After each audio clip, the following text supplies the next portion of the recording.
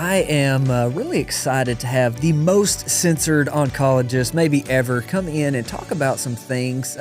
This will just full preference. It's condensed down and pretty vague a little bit on some of the reasons behind, just so we don't get censored and are able to get the message out to more people. We'll have a link to the follow-up as we dive into the nitty-gritty.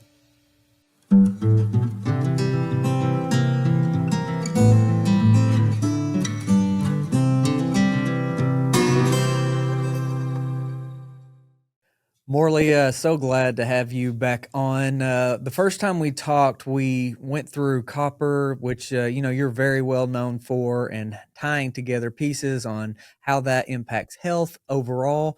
But we started getting into the topic of melanin because I'd been into kind of that quantum aspect of trying to understand sunlight and health, and so went down that rabbit trail just a little bit. And you and I started talking about that and diving in, and you came up with some incredible findings, honestly.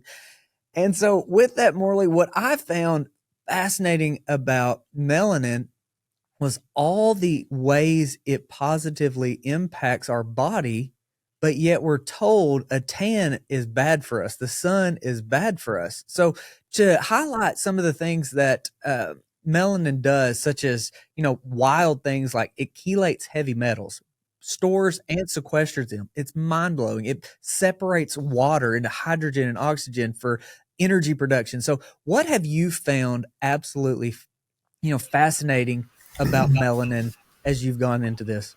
Yeah, no, I appreciate the opportunity to have the conversation. No pun intended. This is going to be a pretty dark discussion. So I think what people need to understand is that we are in the midst of a spiritual war on this planet. I think there are a lot of people who are awake and aware of that. And so the one way to describe that is good versus evil. Another way to describe it is light versus dark. And if we're going to think in terms of pigment, it would be white versus black. And what people need to understand is that there is a significant difference between dark and black and light and white. They're not the same thing. And so we'll get into that. And I think it's very, very important for people to appreciate that. What I was sharing with Logan just before we jumped into the conversation, that my generation was introduced to this battle, if you will, through the movie or the series Star Wars. And you try to picture what it was like to see that first movie for the first time. It was mind-blowing. And I've thought about, all of the many movies to follow, but that first one really introduced us to the battle. And I should say parenthetically, I was kind of offended by the movie because it was like, so you're telling me that 50, 100 years from now, we're still going to be fighting just like we do now? And I found that very depressing, to be honest.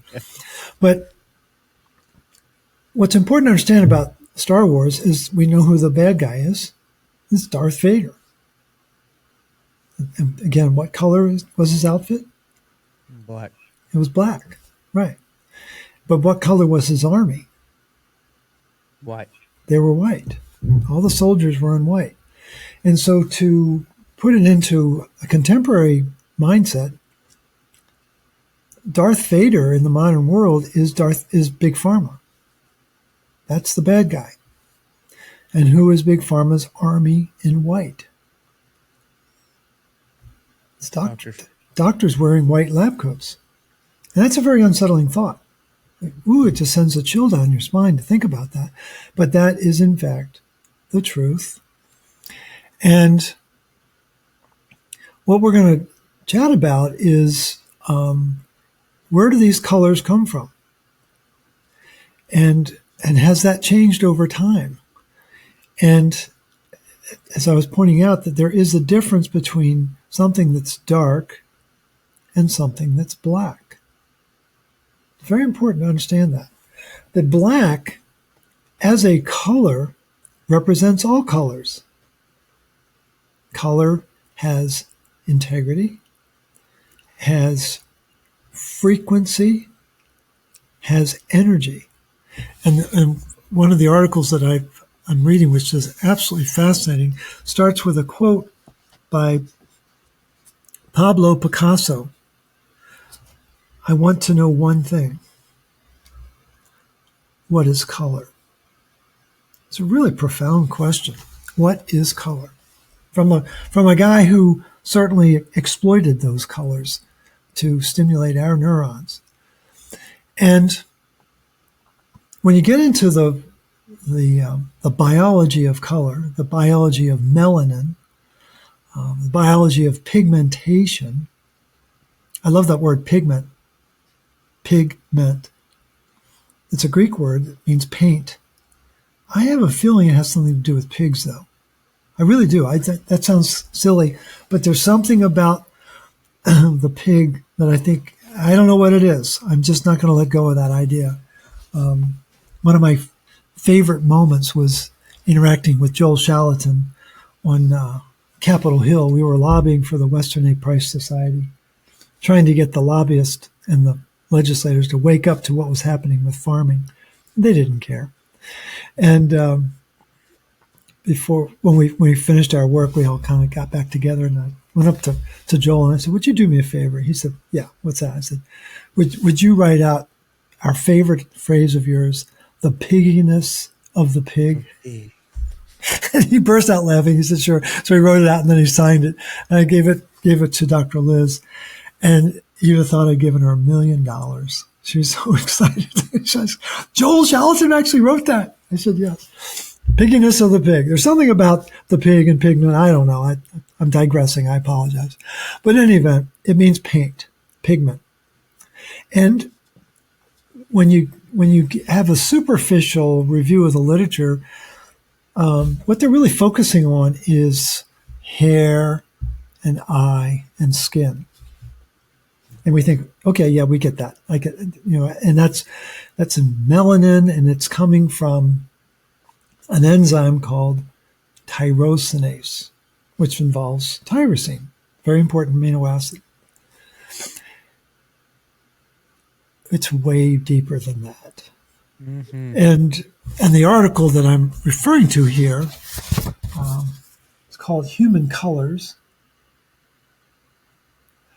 And what they're really asking is, what's coloring the organs? It's good. It's a fair question. Because the heart is supposed to be red. The liver is supposed to be brown. The gallbladder is supposed to be green. And the spleen, I think it's the hypothalamus of the body, the spleen is supposed to be purple, the color of an eggplant, a vibrant purple. I shared that recently in one of my classes, and there's a surgeon in the group. He said, "Morley, I've never seen a purple spleen." That's very significant. I've never seen a purple spleen. That means that the spleen no longer has its integrity, frequency, or energy. And we don't think about that. Look, Morley's wearing a shirt that has blue and orange on it. Logan's got a kind of a muted green, like army fatigue shirt. We don't think about what the colors mean in terms of their frequency and their integrity. Now, what is very important for people to understand, what were the first chemicals that Big Pharma patented in 1876? Dyes, methylene blue. Dyes, absolutely. And a year later, methylene blue came on the scene. Actually, 1878, I think it was, something like that. And, of course, it's blue. And if anyone listening to this thinks that the methylene blue of that era is the same as the methylene blue in this era, you don't understand what's going on. I mean, back in the day, Paul Ehrlich was using methylene blue in 1892, 4 years after he got out of medical school. Picture being a,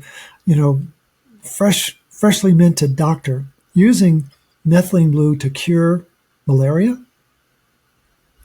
He did it with 2 patients. And when BASF Industries learned of this, they said, good on you, Dr. Ehrlich. We're going to make it better. And they turned methylene blue into hydroxychloroquine. Now, what the research that people don't likely know about is in India, they did a study a number of years ago where they measured the ferroxidase activity, which measures the vitality and the frequency of the ceruloplasmin protein. And what they learned is that people who had normal ferroxidase activity never got malaria. People that had weak ferroxidase activity, weak expression of bioavailable copper, took hydroxychloroquine for the rest of their life because they all had malaria. The plot thickens. So these colors, they must be important, right? So it was in 1895 when 2 French scientists were studying red mushrooms, and they turned black in the presence of oxygen. And that led them to discover the enzyme tyrosinase, 1895. Same year as chiropractic. Interesting coincidence there. And what do chiropractors do? They treat subluxations, underperforming light in the body. Maybe there's a connection there, who knows? But in any event, any life form on the planet that has color uses tyrosinase to color itself. And what's the battery pack? Copper. Copper. Absolutely copper. And so then we're clipping along. Everything's fine. Found some fascinating articles that I sent to you this morning from the 40s, 1948 and 49, verifying, oh yes, tyrosinase is activated by copper. And it was actually comparing like 7 different metals, and copper by far was the most catalytic metal to bring about the colors. And then in 1964, in a lab at NIH, that should make you a little nervous, Dr. Nagatsu and his colleagues discovered another pigmenting enzyme called tyrosine hydroxylase.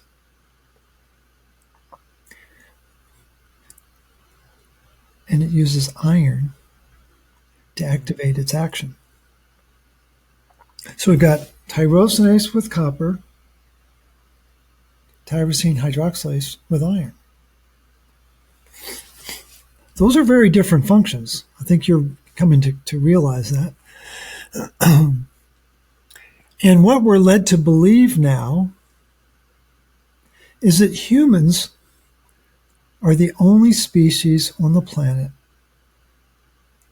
unlike all the other life forms, unlike all the other mammals that use tyrosinase. We're supposed to believe, what's the 3-letter word in believe? Lie. We're supposed to believe that humans only use tyrosine hydroxylase to color their body, and it produces something called neuromelanin. So we've got melanin by way of tyrosinase, neuromelanin by way of tyrosine hydroxylase. I hope your audience is in a gearhead kind of mood. There are not a lot of terms here, but it's important that they understand there's a difference between these enzymes. Well, what I've come to realize is that neuromelanin, this is my take. I get to put my spin on these things. Neuromelanin is pseudomelanin. And melanin is like butter, and neuromelanin is like margarine. And your listeners and followers are smart enough to know there's a big difference between butter and margarine. They may look the same. They may spread the same when they're both room temperature. But biologically, energetically, completely different. And I remember back in the 80s, before I even knew which end was up, I was reading a book by a nutritionist named Fred Rohe, R-O-H-E, accent, and it was called The New American Diet. And he was trying to introduce the reader to what was natural food, what was a good way to eat. This was, I'm sure, built on the shoulders of Weston A. Price and others like that. But he had an exercise.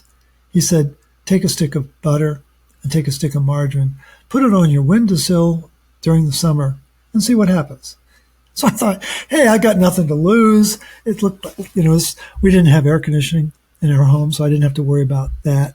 And so I put it in the windowsill for July, the month of July. And at the end of the month, the butter was just teeming with mold and bugs, and it was so full of activity. Margarine, nothing. Not one living thing was touching the margarine.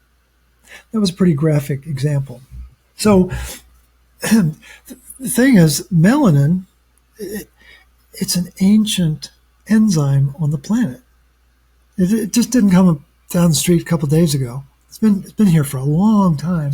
Again, any life form that has color uses tyrosinase. So it's one of the most conserved enzymes, one of the most conserved copper enzymes on the planet. And Dr. Liz was reading a wonderful article as we were driving to and from our chiropractor. Chiropractors need a chiropractor, right?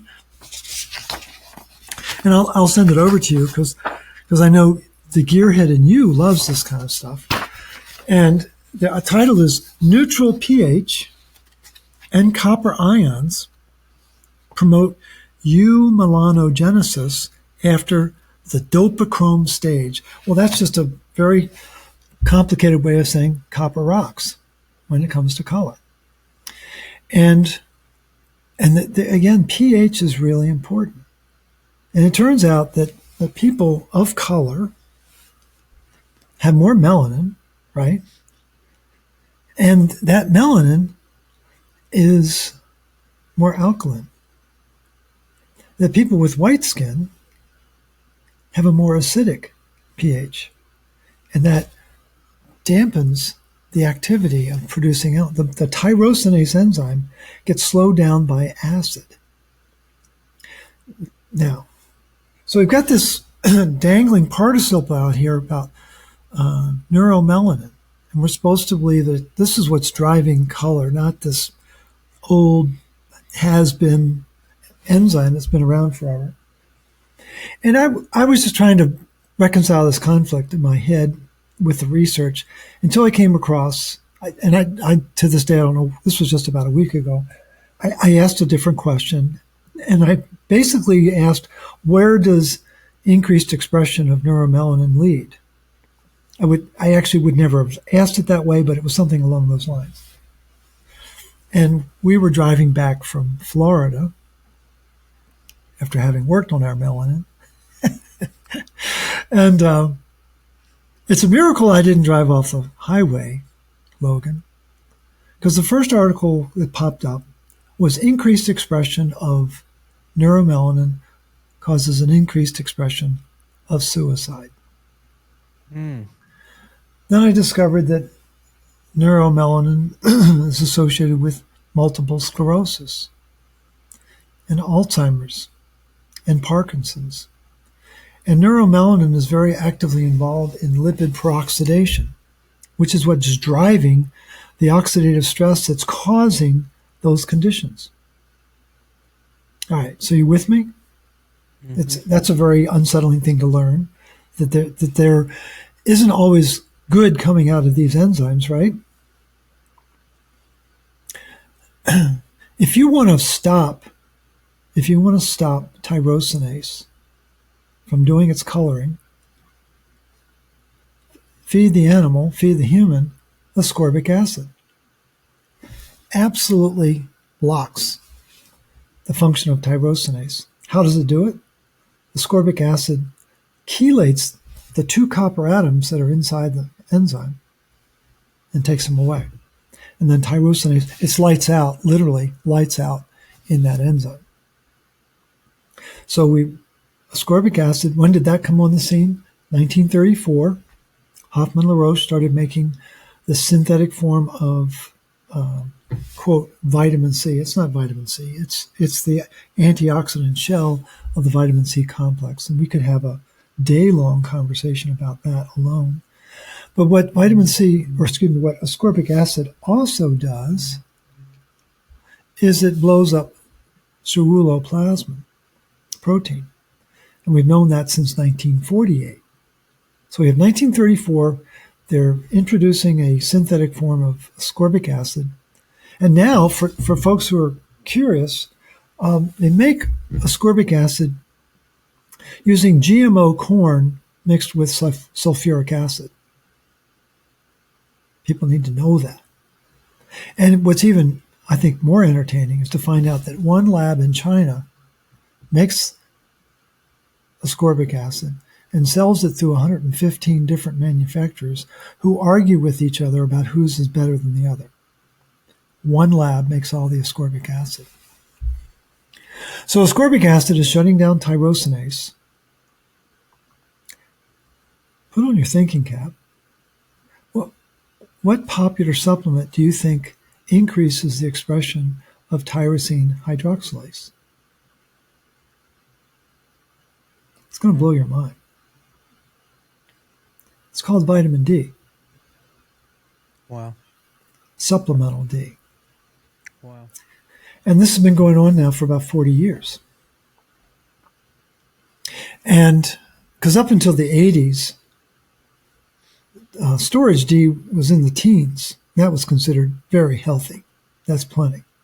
And then in the 80s, everything changed with the work of Michael Hollick. And then he just took it to a stratospheric level. Now let's digress for just a minute, back to the spiritual war. A lot of things changed in 2020, right? Yes. And so people need to do the math of 2020. There's a very important book that we read in high school when it's called 1984. But the book was published in 1948. So there's a 36-year difference between 1948 and 1984. So you take that 36 years and you add it to 1984, and what do you get? 2020. So 2020 was the start of the totalitarian state. Now, people were rightfully fearful of that whole experience, and they were desperate to do anything to overcome it or to survive it. And what emerged was something called the COVID cocktail, which is comprised of 3 supplements: ascorbic acid, vitamin D, and zinc. So what are we doing? We're dumping in a lot of ascorbic acid, which is affecting ceruloplasmin, but it's affecting tyrosinase, the original coloring agent. We're taking mega doses of vitamin D because we know that's going to amp up our immune system. Wink, wink. Right? What is zinc doing? Well, it turns out there's a piece of the iron puzzle that most people don't know about called hepcidin. People are very worried about their serum ferritin status, and they don't know that serum ferritin rides on a seesaw with hepcidin. So that if serum ferritin is high in a very inflammatory state, it means that hepcidin is low. And when is hepcidin most low in the human body? When someone has hemochromatosis, whether it's one gene or both genes, that genetic predisposition downregulates the production of hepcidin, which then allows ferritin to rise. So if it's riding on the seesaw on this way, do you think it might ride on the seesaw this way? Of course it does. And so I was stunned. This was about 2 weeks ago. This is all. Aren't you impressed I'm not wearing a straitjacket right now? I'm trying to process this, Morley. So I don't.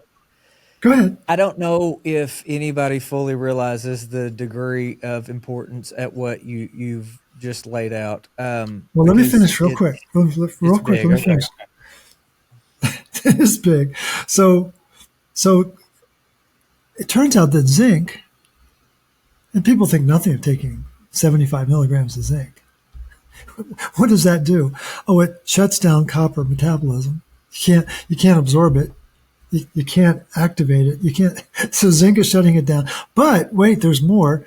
Zinc is increasing the production of hepcidin, which is forcing serum down. So then people are presenting with low serum ferritin. And what's the practitioner doing?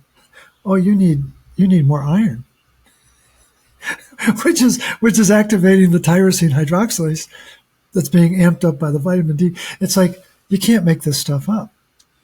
And so what I think is at the center of all this, just to anticipate your comments and your questions, is the immune system runs on our color. The immune system runs on our ability to process light. And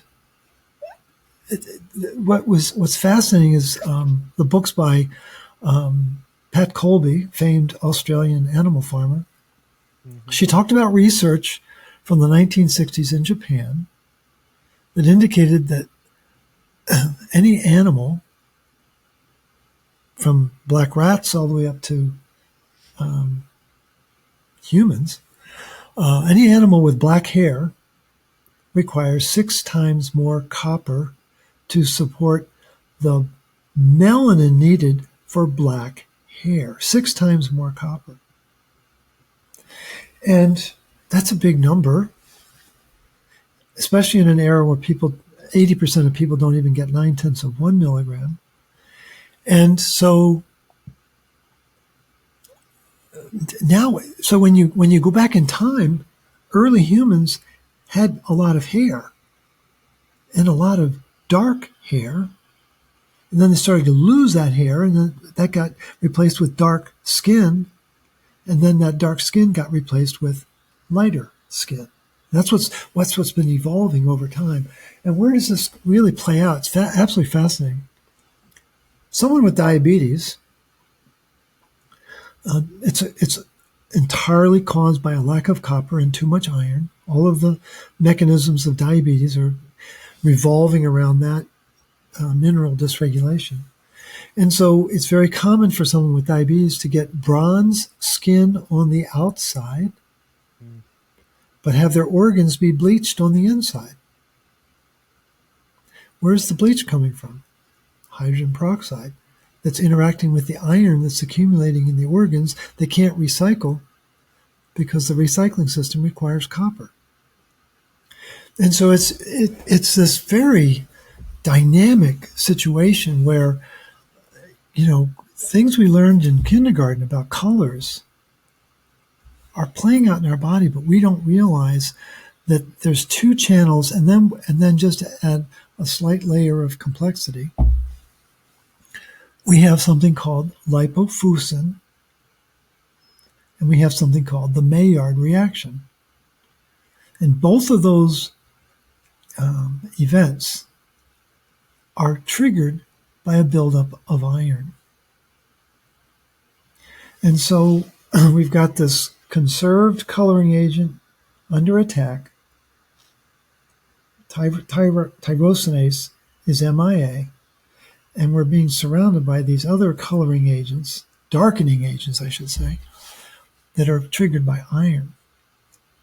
And the average person is not aware of it, and the average practitioner has no awareness of all this. And if people know about color, and if they know anything about how to make color in the body, they'll think it's tyrosinase. But I think, in fact, we are in a pitched battle inside our bodies, depending upon how much iron we have, as to which enzyme is fueling the pigmenting process. So I'll leave it at that, just to give people a chance to catch their breath. But hopefully that makes sense. Hopefully you're tracking with what I've said. And now I get to play some volleyball with you as we try to banter back these ideas across the net. Yeah, I love it. I'm trying to process as we go through all that, Morley, because anybody that has read John Ott's works, head should just explode based off of what you just said, because nothing with light works outside of what you just said. All the processes, like if we don't have the copper, we don't have the pigmentation, we don't have the melanin, Right. We are light beings, and I think what you said about the immune system being dependent on light is mind blowing, because I believe that disease is energy deficiency. I think that if we Absolutely. fix the Yeah. energy deficiencies, then the Right. disease just goes away, regardless of, we're talking about cancers, as you mentioned, diabetes, just on and on and on and on. So what got me so excited down the rabbit trail, and now, full honesty, Jack Cruz is the one that said, Melanin, you got to, because I asked him specifically for my son who had cancer, Right. what would you recommend? And he said he needs a tan, especially on his back where his kidneys were, whereas one, was Right. removed, and then he's got it. Right. He's because melanin is that important. It's like, why? It's almost serendipitous to have Jack and then you back to back in interview, right? Because everything was so fresh on my mind, and I was able to play volleyball with you based on that. Mm-hmm. And so when you laid out everything from the PAM enzyme to Mm-hmm. tyronase to the melanogenesis and the energy sequestering, I mean, it's incredible what melanin does. Right. Everything that you have said with copper even goes deeper in my view, because none of that works without it. So what what can we package to just relay how important melanin is for the human body in a way that's a little easier to understand? Why is melanin so important, Morley?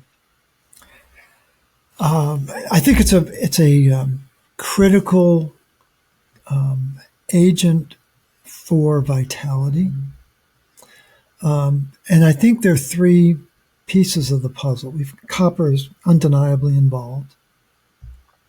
I think folate, B9, which people may not know that is a copper dependent B vitamin. I would argue that all of the B vitamins are copper dependent. And I once posed that question to a world renowned copper expert, Leslie Clavet, who celebrated his 90th birthday in April. And I called him up to wish him, another 90 years. But I said, Dr. Clavet, I have this theory that all B vitamins are activated by copper and they're regulating iron. He said, well, Morley, he didn't refute what I said. This is what he said, and I quote.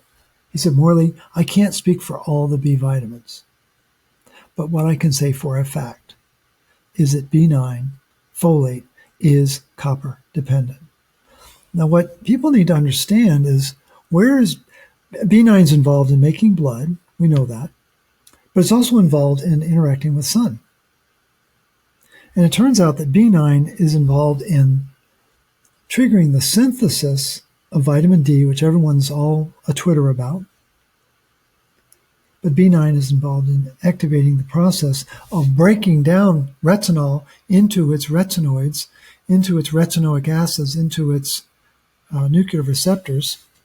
So vitamin D has one hormone, retinol has four hormones. And people don't realize that these nuclear receptors are really, really important for, thyroid function, liver function. And they don't know that how the mechanism works inside the nucleus to activate the transcription.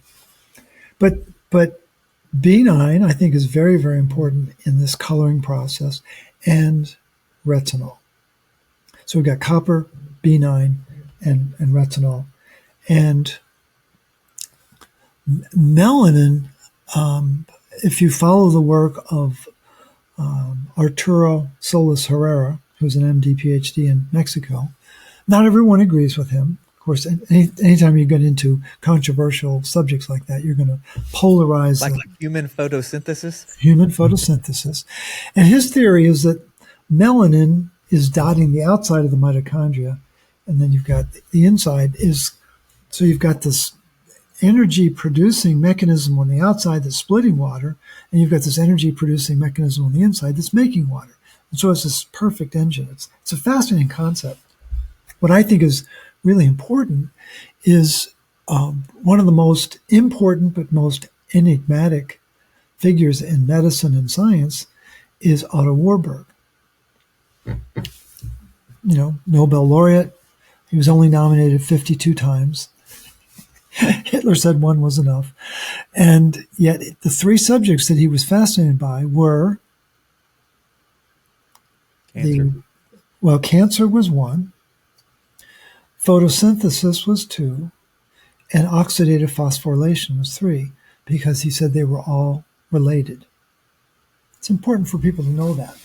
And so the process of moving electrons in the face of light, and I'm in complete agreement with you about energy, but I think it's actually, I think we really run on photons, right? That makes more sense. And that's certainly, I think Jack Kruse and I would agree on that, but where we part is understanding the mechanism to activate POMC, activate alpha MSH, things like that. And so it's a refinement that I think is important to be aware of. But the melanin, I think it's really, I think it was in this article about human colors. It was referring to a dark pigment. This pigment is a virulence factor that helps the organism escape death by neutrophils. Well, that's a pretty powerful sentence. And so it isn't just its color, it's the frequency that color emits. It's the energy that's imbued in that particular color. And it's like, so color has virulence. So when you think about, go back to the spleen, vibrant purple, right? What are its jobs? It's think Mercedes triangle, 3 jobs. We've got to recycle red blood cells. We've got to digest things, the lymphocytes. And then we're going to run the immune system out of the spleen. Mm-hmm. The adaptive and cellular immune system entirely run out of the spleen. Innate and adaptive immune systems are entirely run out of the spleen, and there's a hotline to the gut, right? There's a spleen gut axis running down the vagus nerve, and again, this morning, this is kind of a scary thought. I woke up to this thought: oh my gosh, what if the microbiome in our gut's not the right color? What if it's not vibrating the right way? It isn't just that the bacteria are missing. Are they the right color? Because there's always going to be pathogens in the environment. That's just, it's part of that's life. There's all sorts of life. And it's like, is our microbiome the right color? And that got me to an article that was talking about melanosis. So we got melanin being made by melanocytes, being expressed through melanosomes, but in an unhealthy gut, an unhealthy colon, it produces what's called melanosis. Well, I'm always interested in what do those last 4 letters stand for? OSIS. And what I've come to realize is it stands for oxidative stress is severe. And the oxidative stress is affecting the color of the colon, and it gets dark. I don't think it's getting black. It's getting dark. And so the process of necrosis is It's getting darker, but that's not good. Black is different than dark. And so melanin is able to create black, but it's these other coloring agents like lipofuscin and Maillard reactions, and I would argue neuromelanin, that are making things dark, and it appears black. And it's a nuance that it'll probably take me the rest of this year to really understand what all this is about. But I think it's right here because it's so close we can't see it, and it's so obvious that I was talking to a physician colleague of mine this morning. I said, Rick, it's taken me 15 years to figure this out. And he burst out laughing. He said, yeah, what have you been doing? Come on, hurry it up. And so it's just, again, I think it will be a while before it all kind of meshes, but I'm keying off of your awareness that we are energy and light beings. We've got to be able to make energy. And so then let's go back to those mushrooms. How long have mushrooms been on the planet? Long time, right? Yeah. Since the beginning of time. And what's the richest expression of tyrosinase on the planet? Mushrooms. Mushroom tyrosinase is a very coveted thing. People need to know that the food industry has been using tyrosinase inhibitors for decades. Oh, we don't want the food to spoil. We're not going to worry about what it does to inside the body, but we're going to make sure the food doesn't brown. We're trying to stop you from browning too. Brown fat's very different than white fat, as you well know. And so the problem we've got is a lot of people are struggling with mold. What are the conditions for mold to grow? There's two conditions. Moist, warm. What's that? Moist and warm. Moist and warm and dark. Dark. Yeah. Dark. No light. And yet mushrooms thrive via tyrosinase to make melanin, to turn all of those three disadvantages into an advantage. And I think people who are mold sensitive, they have a weak spleen to begin with. It doesn't have enough tyrosinase to make the spleen purple to deal with the moisture and the expression of superoxide is what the mold gives off. Well, superoxide needs to be neutralized by a copper enzyme, superoxide dismutase. So again, we're back to copper again. And so it's just, it's this circular dynamic that if you don't know the different touch points of copper as it relates to light, as it relates to energy, as it relates to color, as it relates to antioxidant, then you don't understand the primal importance of this mineral that's being sucked off the planet through glyphosate. And that's the challenge that we face on the planet today. So, Morley, help me process this. So as I realized how important melanin was, it just kind of hit me in the face that, wow, this is a big deal. I want to focus a lot on that, right? So I instantly went to the two kind of opposites, melanoma and vitiligo. Right. And that has to be important, right? Like, and that's what I asked you, last year. What is going on? So with that, I have been in the alternative kind of cancer paradigm since my son was diagnosed. Sure.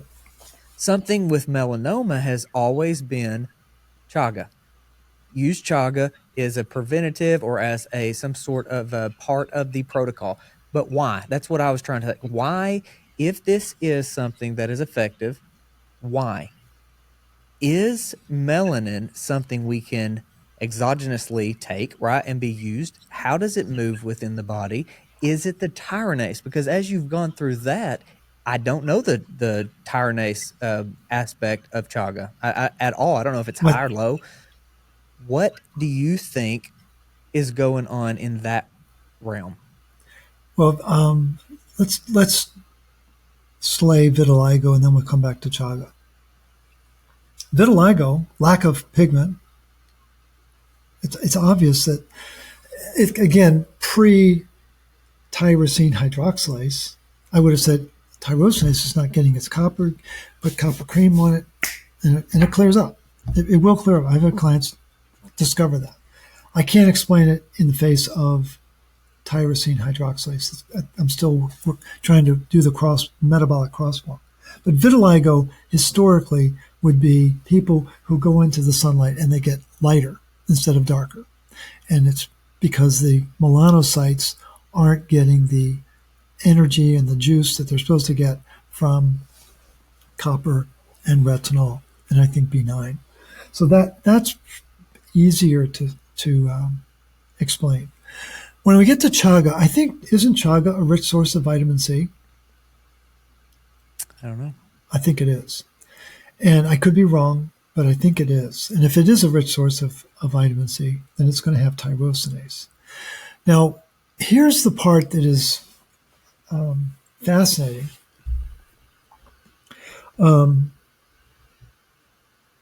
They're quick to demonize tyrosinase for causing hyperpigmentation and melanoma. Bad melanocytes, you're misbehaving, and your tyrosinase isn't working right. And that it's the melanocytes that are causing the melanoma. And that's really been rolling around in my head for the last couple of weeks trying to understand that. And last night, in anticipation of our discussion, because I knew you were going to ask me about melanoma, I know you that well. I knew that was going to come up. And I've been really wrestling with, where is this thing coming from? Well, there's two known genetic disorders that come with copper. One is called Menkes disease, and the other is called Wilson's disease. And they are referring to two copper-loading pumps. The Menkes gene is ATP7A, and the Wilson's gene is ATP7B. The Wilson's gene makes ceruloplasmin, but if there's a defect, the copper does not load properly, and you don't get ceruloplasmin. You get what's called aceruloplasminemia, and it's a very serious situation where copper that's not bound to ceruloplasmin is building principally in the liver and the brain. It will also appear in what are called Kaiser-Fleischer rings in the eyes. Then we got Menkes disease. The copper is not loading in all of the other copper enzymes, which there probably are a couple dozen, maybe more. One of the most important, of course, is tyrosinase, but there are many others like dopamine beta monooxygenase. The PAM enzyme would be another. Amine oxidase, we could go on. But there's some really important enzymes that allow us to metabolize our environment that need copper loaded. And both of those pumps are activated by retinoic acid. 13-cis retinoic acid. It's a hormone that can only be made when retinol is being broken down into its component parts, triggered by B9. And so in Menkes, the children die by the age of 3, typically, because they don't have any copper enzymes running the body. And it's proof positive that copper is really important. Wilson's disease, you eventually will die from it if you don't begin to lower the copper content. But what I did not know until last night is that Wilson's disease causes metabolic hyperpigmentation. And I'd never seen that in the literature before. And what happens is when ceruloplasmin is not doing its job, when the copper is not being loaded, the copper is it's being bound to things like albumin or histidine or transcuprine, but it's in a more reactive state. And that affects tyrosinase, which produces more melanin, which produces a darkness as a result of that. And I didn't know anything about that. So this concept of hyperpigmentation is because the ceruloplasmin doesn't have integrity. The question that's not being asked, that I think needs to be asked, is what's causing the defect in the Wilson gene? I would argue it's either lack of retinol or too much iron. Stop blaming copper for a problem that's caused by other nutrients. And the scientists are very quick to demonize copper because of Wilson's disease. So I think that's hyperpigmentation. What's melanoma? I think it's hyperpigmentation on steroids. And the article that I sent over to you this morning from Dr. Flesch from 1948, there was a table there, and if you had a chance to study it, you noticed that the smaller the tumor was, the more copper it had, and the bigger the tumor, the less copper it had. Mm-hmm. Wow, that's big. And what do breast cancer cells have?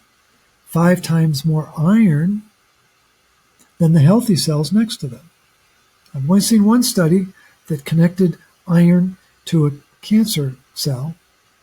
There are many authors that will allude to it, but this one studied it intensely. And what would lead to increased iron in a cancer cell? Lack of copper. So it's going to get bigger. And what is the mainstay focus of oncology? Chelate copper out of the body, which makes no sense at all. So the melanoma, I think, is a byproduct of misunderstanding the wisdom of tyrosinase, and now we're having to overlay with that the insanity of tyrosine hydroxylase, and it is insanely confusing, because I think the body was designed for tyrosinase, and we're being turned into an alternative coloring agent because of the increased exposure we have to iron and vitamin D and other agents that are stimulating that enzyme's function and activity. There's like 18 different directions I want to go right now. Yeah. Morley, on the cancer and iron connection, okay, something that I've keep coming across, and it keeps being it has to be something. I don't know fully what it is, but it has to be something. There is a fungal component to cancer, whether it is before or after the cause, or it's just a condition of it. It's something. It's there. Absolutely. What is that relationship with iron and fungus? Because it's where I'm at. If the fungus is either cleaning something up, or it's causing a problem with some sort of toxins that it produces and making it worse, right? The cell danger response, so to speak. Or what deuterium or iron or something is fueling this fungus, I feel like. What is your thoughts on the iron and fungus aspects in regards to cancer? Ron Elin, E-L-I-N, got his MD and PhD at NIH, which means he's scary smart. And in 1982 wrote a very important article about fungus growing on iron. And again, we live in a community, a global community, that has been brainwashed that we are anemic and we are copper toxic. And those are not just words and phrases. They are part of our deepest held beliefs about our body. I must get more iron. I've got to avoid this copper. And anytime I recommend copper to a client, the first thing they'll ask is, wasn't that toxic? Or if I'm talking to a colleague, a practitioner colleague, and I'll stress the importance of copper, the very first thing they'll say is, oh, but I thought it was toxic. 100% of the time. I've never had someone say, oh, good, give me the cup and I'll drink some. Always ask, isn't it toxic? And so if you want to increase fungal activity, increase the amount of iron. When did iron really change in our diet? 1941, when they started adding iron filings to wheat flour during the start of the Second World War. That's a great time to make changes when people are terrified, afraid of dying. Let's make a massive change in the way bread is being affected. And then now we've got to deal with the fact that wheat is being desiccated, dried, desiccated 4 times, being sprayed with glyphosate. And do you think maybe that's what's causing the gluten sensitivity? I mean, gluten's not the problem. It's the iron and the exposure to glyphosate that people don't know about, even to this day, which is amazing. But the iron is building, and now we have this mindset that if my ferritin is low, I need more iron. And what's clear in the literature is serum ferritin as a marker has zero relevance if there's any kind of inflammatory activity taking place. What is the most inflammatory experience on planet Earth? It's called pregnancy. And practitioners are now using serum ferritin as a indicator of iron status. And again, let's go back to our seesaw. It turns out that a baby, a fetus, is a parasite. How about that? For 9 months, that parasite is getting ready to become a mammal. But while it's inside the womb, it's a parasite. And guess what rises in the presence of parasites? Hepcidin. Oh, well, if hepcidin is high, that must mean my ferritin's going to be low. Guess what blood test is never done in pregnancy? Hepcidin. But they're using ferritin. And Myra Fields was a famed copper researcher at USDA from 1980 to 2006, I believe, before she died. Published amazing research about the importance of copper. And in 1990, she wrote a very important article called The Copper Deficiency of Pregnancy. And she declares that in the article, never use serum ferritin as a marker for iron status because of the inflammatory nature of pregnancy. Never. And so now people don't know about Myra Fields. She's old. She died years ago. We go with what's new, and what's new is ferritin needs to be at least 100 in a pregnant woman. And I got an email from my buddy Ben Edwards at the beginning of last week, introducing me to another physician, friend of his, who lives in Chattanooga, Tennessee, who is wanting to know what happened to a fellow parishioner. He's an ophthalmologist. He's not an obstetrician. He just wanted to know what happened. And so I said, do you have time for a conversation? And lo and behold, he was open-minded. He wanted to learn, and he was stunned by what he found out. Because what happened to this parishioner is the birthing practitioner, I believe it was an obstetrician, noted that her ferritin was low.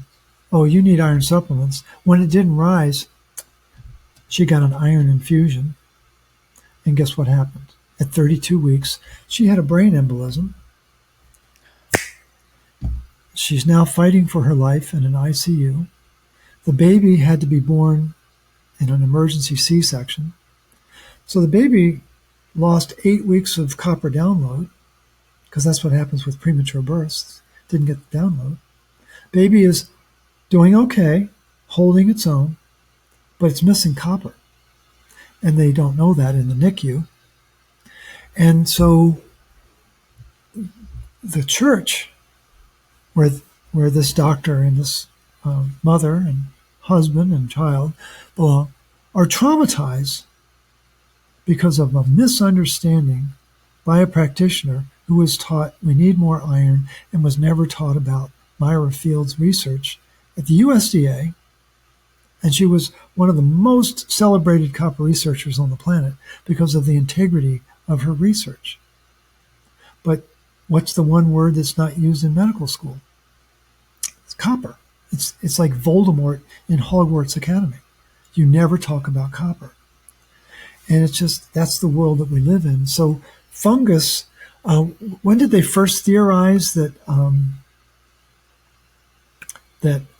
parasites caused cancer? It was actually in 1926. 1926. Yeah. And it was Johannes Fibinger, who he was competing with a guy named Otto Warburg for the Nobel Prize that year. Warburg was arguing it was metabolic. Fibinger said, no, it's a parasite. And the difference between a parasite and fungus is really shades of gray here. And it turns out it's neither.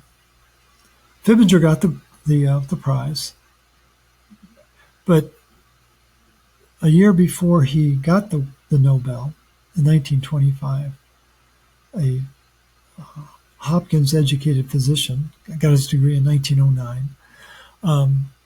He's working at the Rockefeller Institute. Should make everyone's sphincters tighten up a little bit. And what he introduced the world to is that what causes cancer is lack of retinol. And then he goes on in 1926 to publish 4 articles. In Fibinger's article, he recounts his theory that it's parasites. He said, it is lack of retinol. And then we're back to light, because what is retinol? It's a light sensor. What is vitamin D? It's a light filter. It blocks the light. And people don't know that.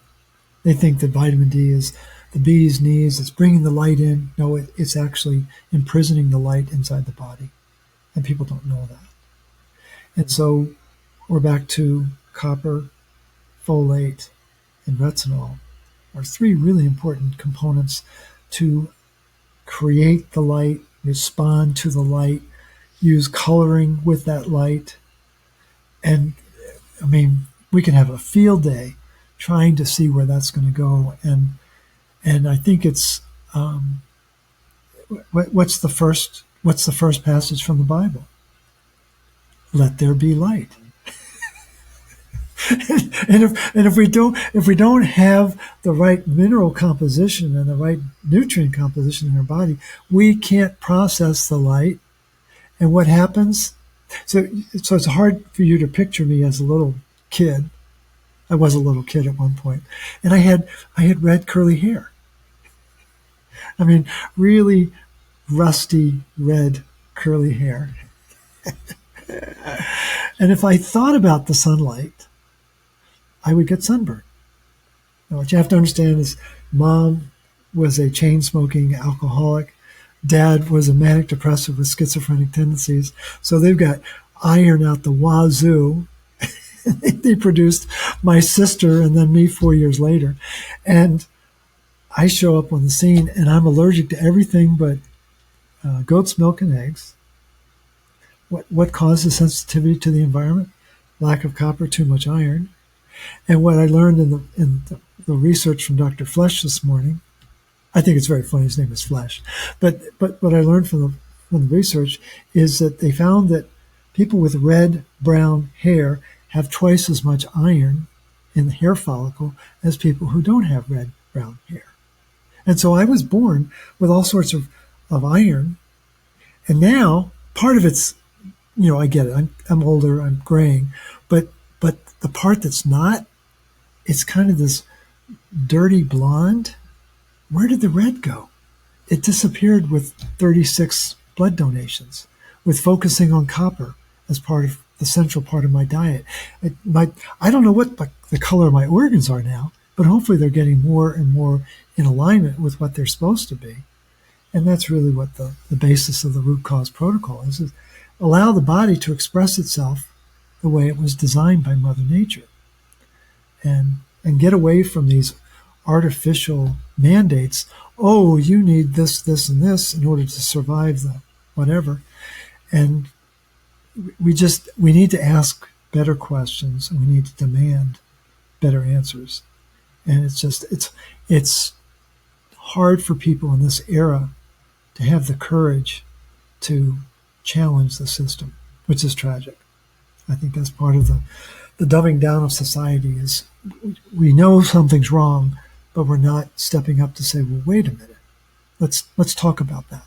And I think what I'm uncovering here is here's this issue that I never even thought about until about 2 weeks ago. And now it's like it's reformatting my whole understanding of what happened to humanity over the ages.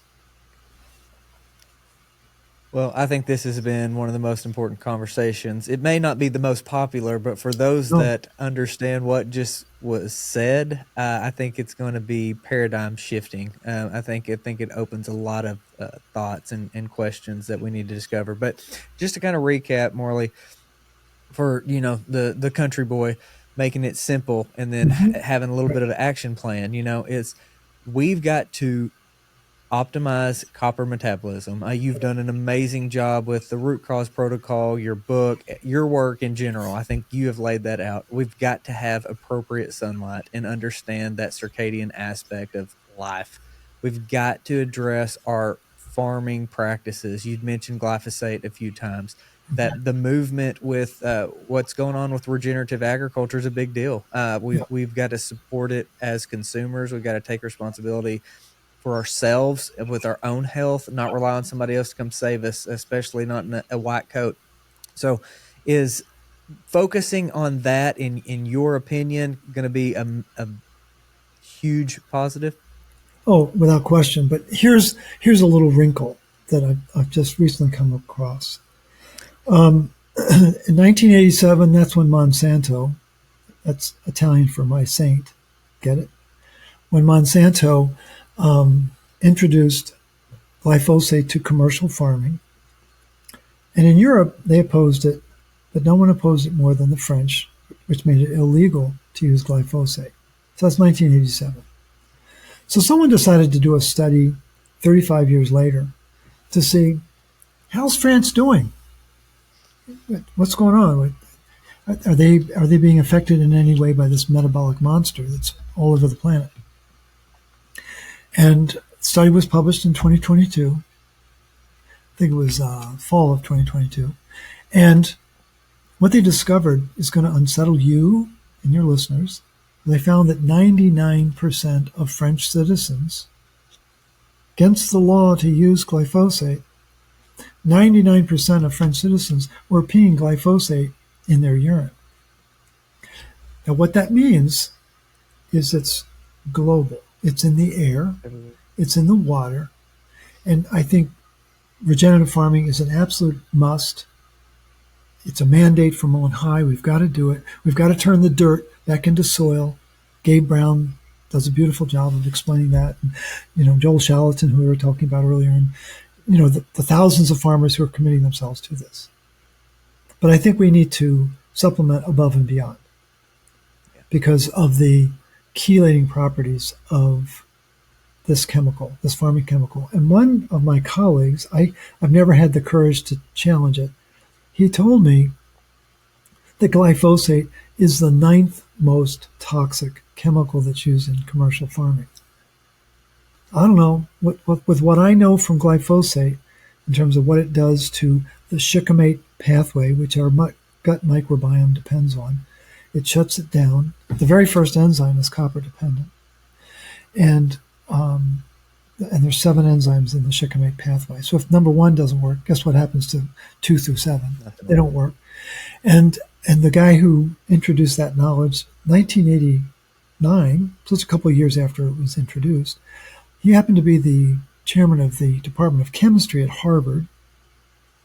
I don't know. He probably knows what he's talking about. And so Jeremy Knowles was his name. And so copper is really important. So I think we need to get it in a supplemental form. And that's really what inspired me.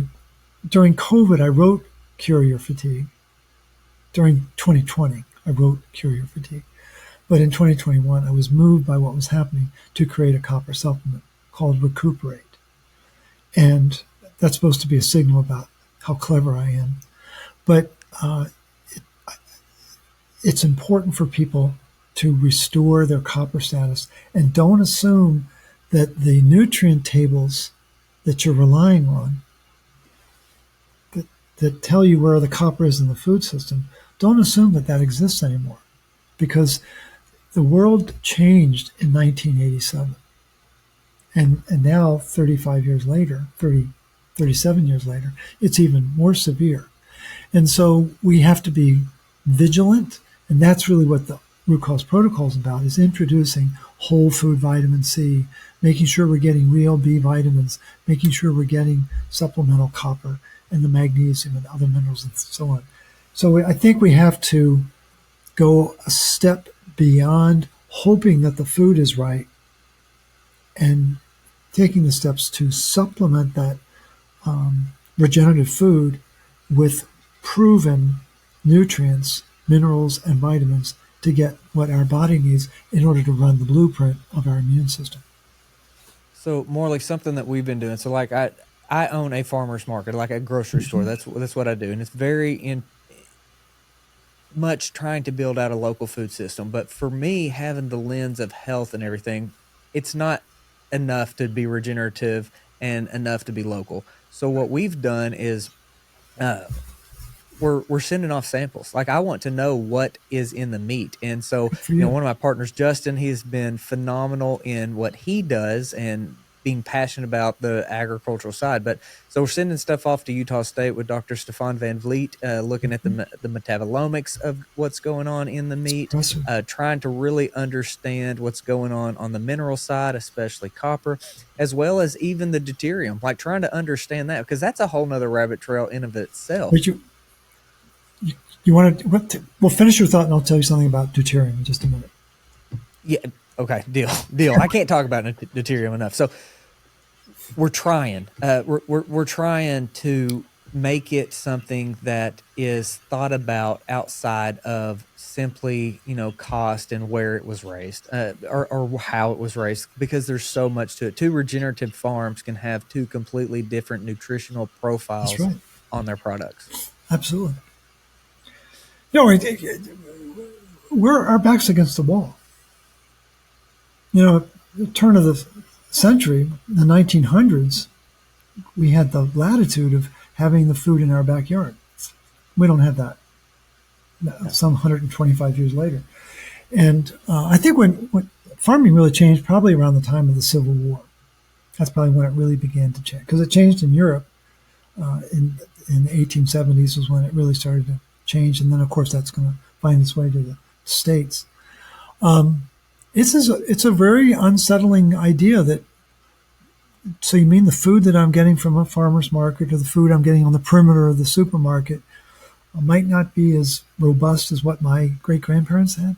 Well, that's the cold, hard reality. And I commend you for the investment and the commitment to analyze. And you're doing where? University of Utah? Do you know why that's important? Utah State. Oh, Utah State. Okay, well, the University of Utah Medical Center had a medical school started by a guy named Max Weintraub, who got his medical degree in Canada, in Toronto, and got his PhD in physiology at Tulane. And he wrote the first book on hematology, 1942. And I have it. It's a monster book. And what was his passion? Copper. And he did 33 studies on copper metabolism in humans at the University of Utah. Where's that research? It's with the Ark of the Covenant in the Indiana Jones warehouse. And so the information is out there, but you got to know where to look for it. But the thing is, you're doing the testing. Kudos to you for doing that. How many Logans are there out there who have that kind of passion, that kind of commitment to the truth? There aren't enough. We need to clone you 1,000 times, 10,000 times. And so I think what we really have to come to accept is this world that we live in, in many respects, is just a play. Shakespeare, all the world's a stage, right? And we're here to learn lessons. And as hard as I work, and as hard as you work to make things better, I don't think the object is to, quote, solve this problem. It's to harness ourselves to the integrity of who we are as individuals and what we believe to be true, and stay true to that in any way that we can, in hopes that we're going to blunt the assault. I don't know that we're going to stop the assault, because I don't think it's going to happen in our lifetime. There's been a lot of strife on this planet for a while. And so I think it's important for people to wake up, to be aware that there is a different world out there than they thought, that it's more threatening than they want to believe it is. But there are tangible, credible, provable steps that they can take by getting better food, by working with regenerative farmers, by doing a protocol like the RCP, by being mindful of their mineral status in their blood. That's what the Full Monty Iron Panel is all about. And just working that plan with discipline. Does it get tiring sometimes? You better believe it does. And you just want to walk away from it. At least I do, But the thing is, I come back, and then I get intrigued by where did the idea of this tyrosine hydro, I don't even know where it came from. I swear to God. It's just like, was it in a dream? And I woke up and I said, maybe there's another way. And so it's helping people understand that when we can't explain something, it's very threatening. And then we go into a state of fear. And I spell fear a little differently, Fe-AR. So we see the symbol for iron, and then the word becomes iron activates rust. And so when you're in a state of fear, you're a magnet for iron. So we've got to turn that fear into fuel. Let's regulate that iron. What's the most important fuel we have in our body? Oxygen being carried to the mitochondria to be turned into water to release energy. That's where it's at. And so let's come back to deuterium. What is deuterium? I just learned this a couple months ago from a physician trained in Russia. The guy's brilliant. Hydrogen isotope with a neutron. Right? And guess where it's made? In mitochondria that don't have enough copper.